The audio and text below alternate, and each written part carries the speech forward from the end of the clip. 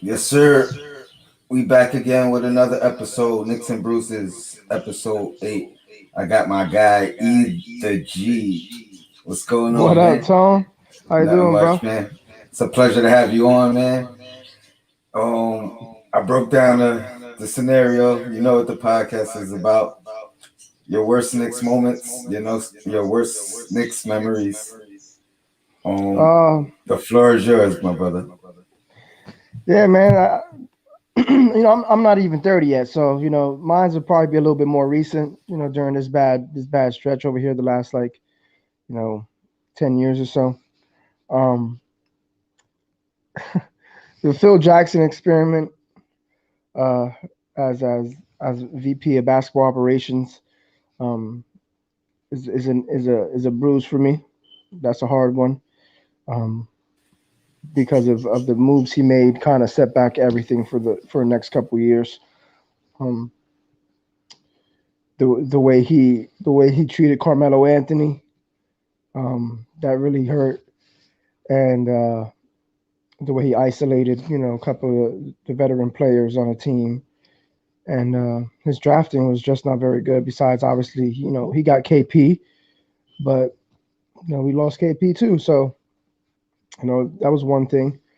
Um, the Amari breaking his hand in Miami in the locker room, punching the fire extinguisher.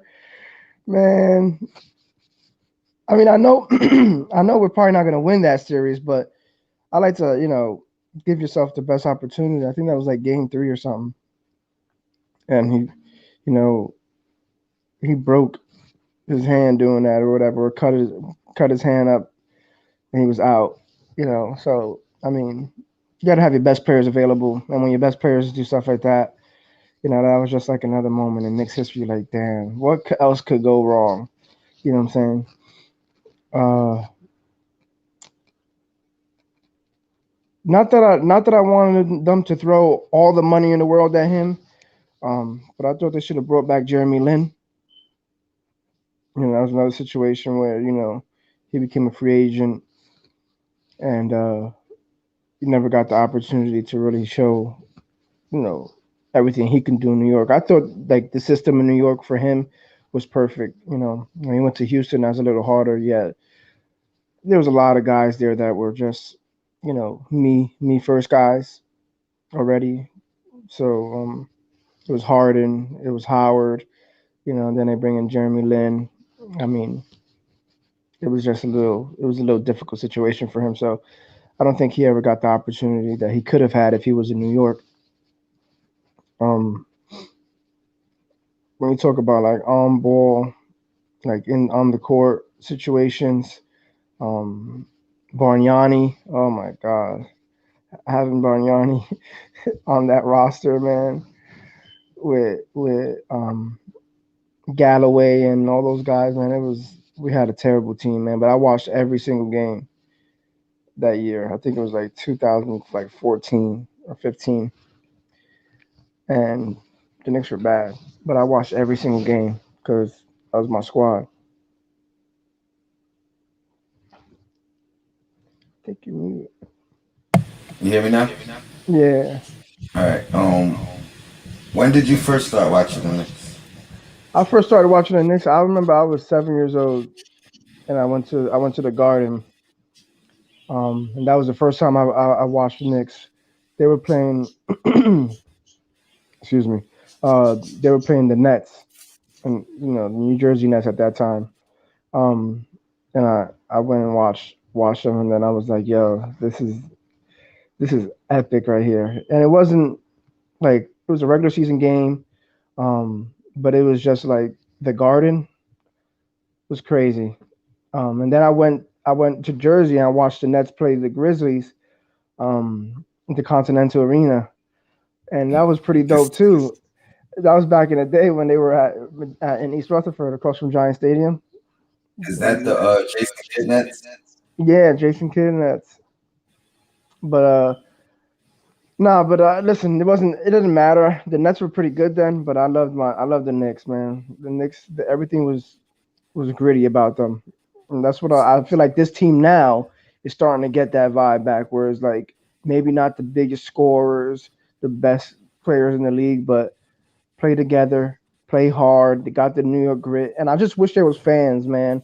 If we had fans at Madison Square Garden, I think the Knicks could have won 2 or 3 more games because This year, th- yeah, this year they could have won 2 games at least that at the Garden this year that they lost because of effort and because of the fans giving them some extra energy down the stretch. some people think it's less pressure on them at the Garden without the fans. Yeah, but you come on, man. You know what it's like when the Knicks are playing well. You know what I'm saying? Better than what most anticipated. So when you get the fans there, the best fans in the world, the most knowledgeable fans in the world, in that arena, the greatest arena in the world, and you put hard, even if you lose, if you put players on the court who play hard and give it everything, down 17, come back and win, like that kind of team, the fans are gonna love you. They're not gonna boo you for that. They're gonna love you. So I think there's some plays where a guy can give a little extra effort and the fans go crazy. Man, that gets the whole team ready for the next play. You know what I'm saying? Just it. Nah, I agree. I agree. So what else you got for me? What are some more? What are some nicks, some little things that's happened over the years that's bothered you? Uh, see. Oh man, losing to the Pacers in the in the The in the block. in the semis. Man, I thought that was our year. Man, I think it was like Shump's rookie year. Man, we had a solid squad, man. They had the Jason Kidd, they had the Kenyon Martin. You know what I'm saying? That whole team was just solid. You know, that bench was tough. They had Pablo Prigioni off the bench. Him and J Kidd, man, they really played well that year. And then, Novocaine. man, Novak, man, that was the squad for me. I love that squad. Amari, Melo, Tyson. I'm like, yo, this team. I think they won like 20 games in a row. I think we swept Miami that year too. We beat Boston. Um, we had the opportunity to beat the Pacers, man. We could have beat the Pacers. It was just a layup away from it being going a different game. You know what I'm saying, or a different series. Um, but yeah, that one really hurt me. That series was a nice nick for me because I felt like after that year, that team was never gonna be like that was it. That team was All never our gonna be the vets same. retired. Yeah, and you had J.R. Smith there too. I mean, I remember his first game, yo. He came from China and he played against the Mavs. It was like a Saturday afternoon game, and he balled, yeah. He had the crazy hairdo, Hmm. like you know what I'm saying. But yeah, man, that game was tough for me. That's a little nick of mine. That one hurt. Um, there was I remember, I think it was Mari's first year. He was the only one who wanted to come to New York, and he had a a shot to win the game against Boston, and it was a buzzer beater, but it didn't count. Negated. Yeah, and that was a tough one for me because I thought like he was averaging like 30 a game that year. Yeah, Like he was six balling. six straight games to 30 points or Yeah, something he like was that. balling. Yeah, and he hit the buzzer beater and they called it off, man. And that was like, damn, man, that sucks. Something like little stuff like that, you know. For me, it's Yeah, I remember KP had one of those he missed, hmm or they didn't count. man, the KP injury that sucked. I mean, I know he's not a Nick, and Knicks fans are always give him, trash for the way he did it. But we always say it: once a Nick, always a Nick. You know what I'm saying? So I mean, him getting hurt against the Bucks on a breakaway slam. He was trying to slam it, and Giannis came, and you know what I'm saying, he tried to block it, and he fell. That one hurt too. That was a situation where like I think that team would have been a little different the rest of the year. I think they would have been better than what they were. So I mean, because then you have Tim Hardaway Jr. Now he got to be the number one guy. And I mean, if you keep Tim Hardaway Jr. as a 2 or 3, he could be very serviceable in this league. You could hit a shot. Like I like, I like THJ. You know what I'm saying? He's always played hard for us too. Like he wanted all the smoke. He wanted to be the guy every night. He wanted to take that shot. So losing Porzingis then getting hurt there, man. I was like, damn, because everybody was like, yo, he's gonna be an all-star this year. The Knicks are gonna be at least in the playoffs. He's taking that next step, and then he tears his ACL. I'm like, oh my god. What was your thoughts on the trade when you found out? Which one? KP. Oh, I mean, the thing about that is I knew it was gonna happen because there was so much talk about like he wanted out. So like he wasn't playing because he was injured. He was doing rehab. So I knew that like him sitting what didn't mean that he's leaving. I just knew that he wanted out. So I was like, okay, I just wonder where it's gonna be to and what we're gonna get back for it. You know what I'm saying? I knew he wasn't gonna go by himself either. Like the Knicks were gonna do it where they send him, because the only reason why they re-signed Hardaway is because they had KP. They thought they could take the next step. You know what I'm saying? Go to the playoffs. So you was okay with it?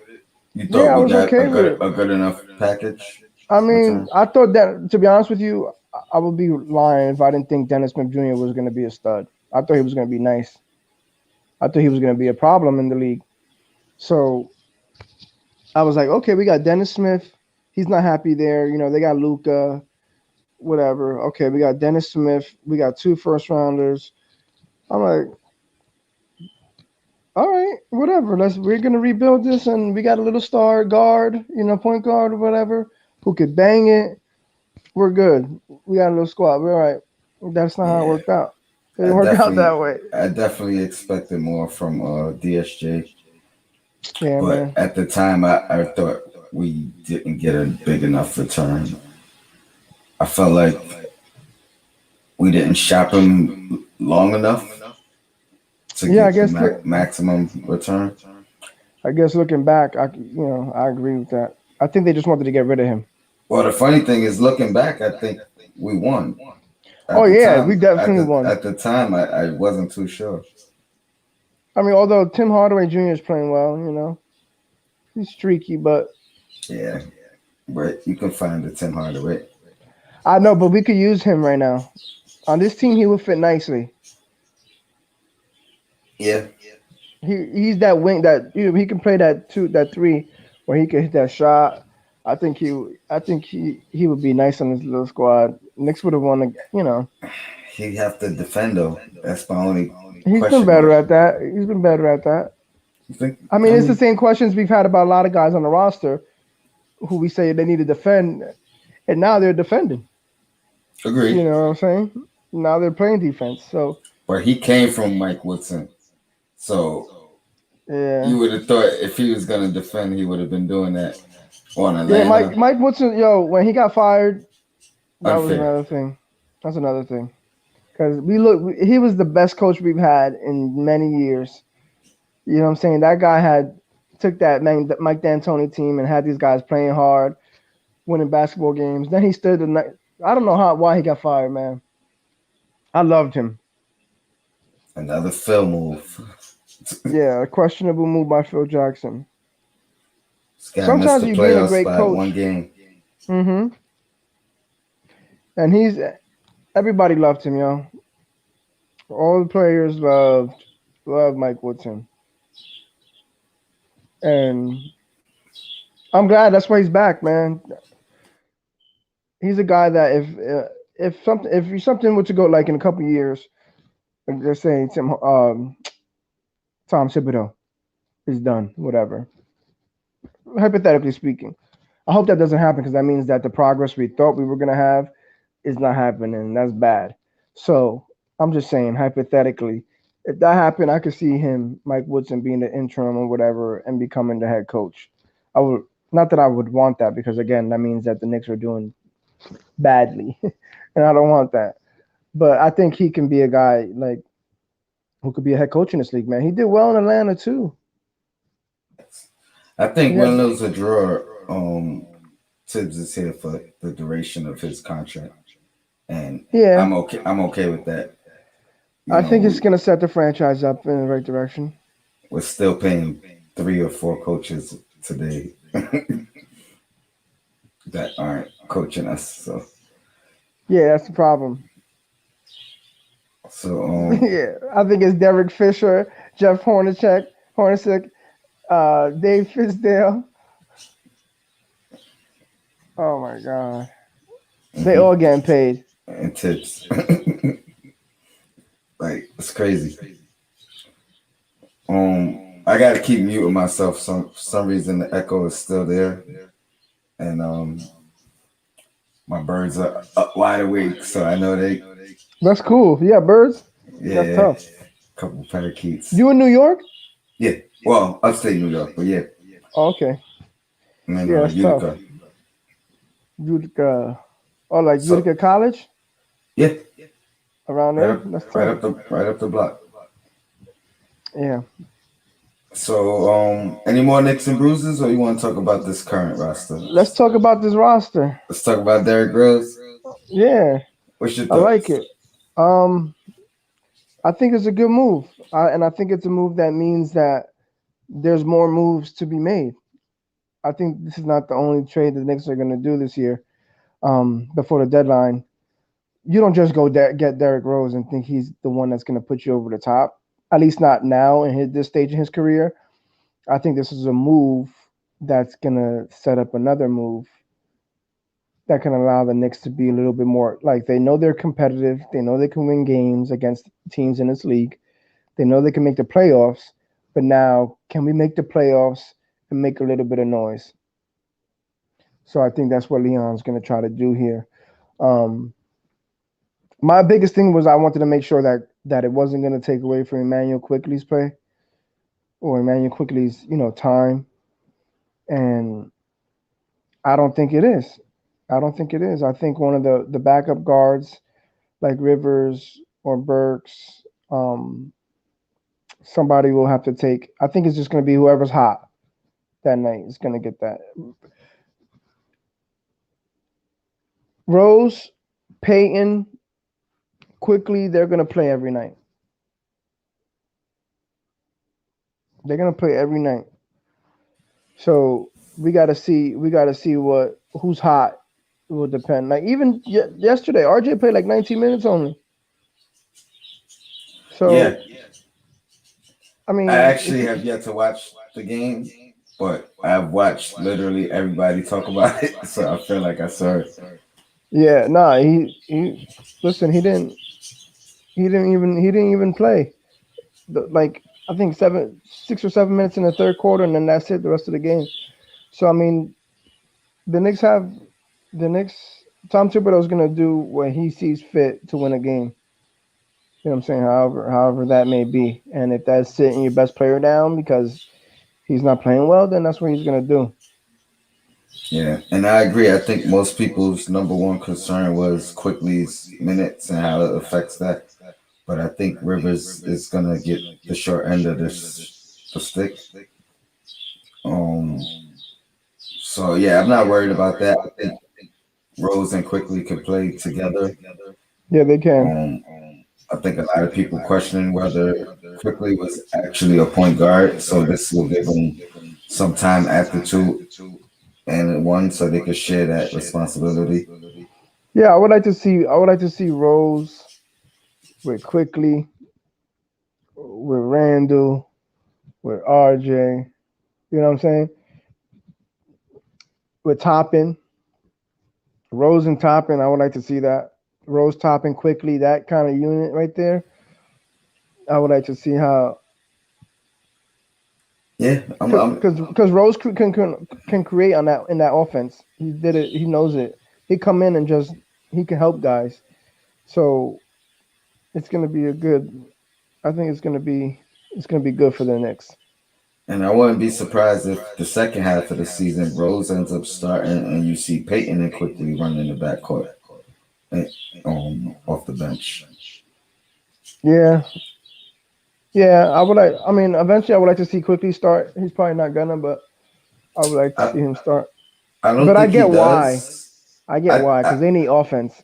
And I honestly think Peyton in this second unit with quickly that shores up some of the defensive efficiencies.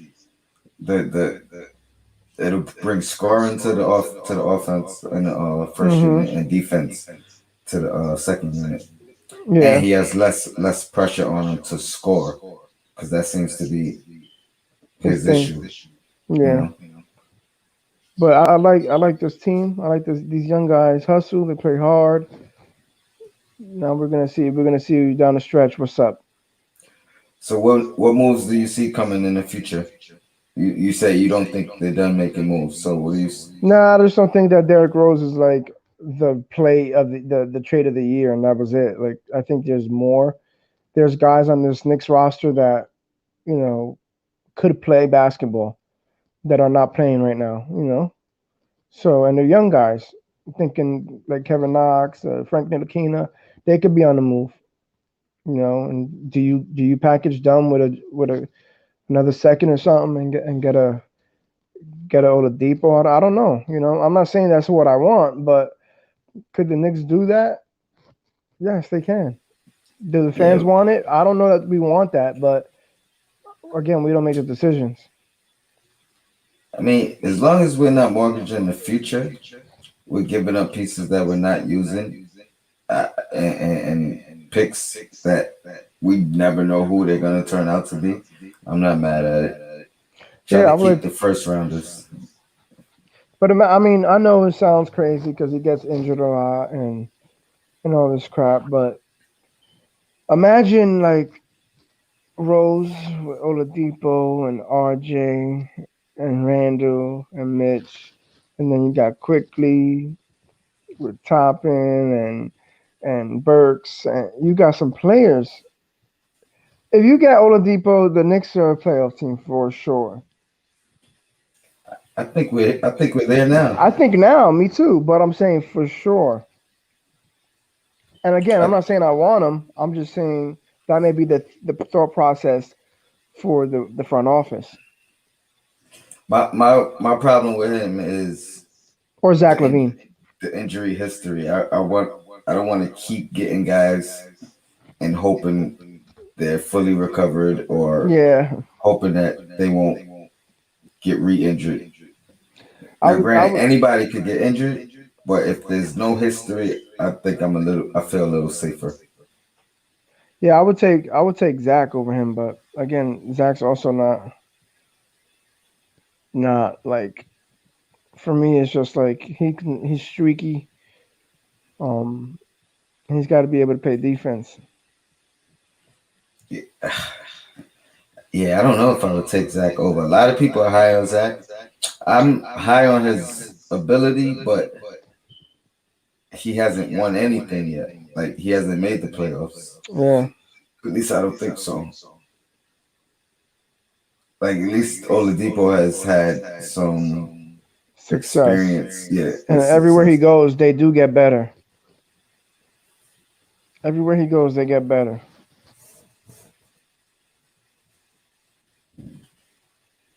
But Oladipo's like that superstar that like he's good enough to be the one, but not good enough to not get traded every year. Like he's getting traded. He gets traded all the time.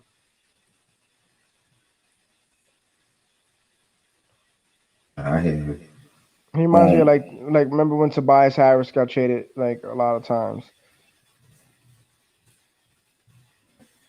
but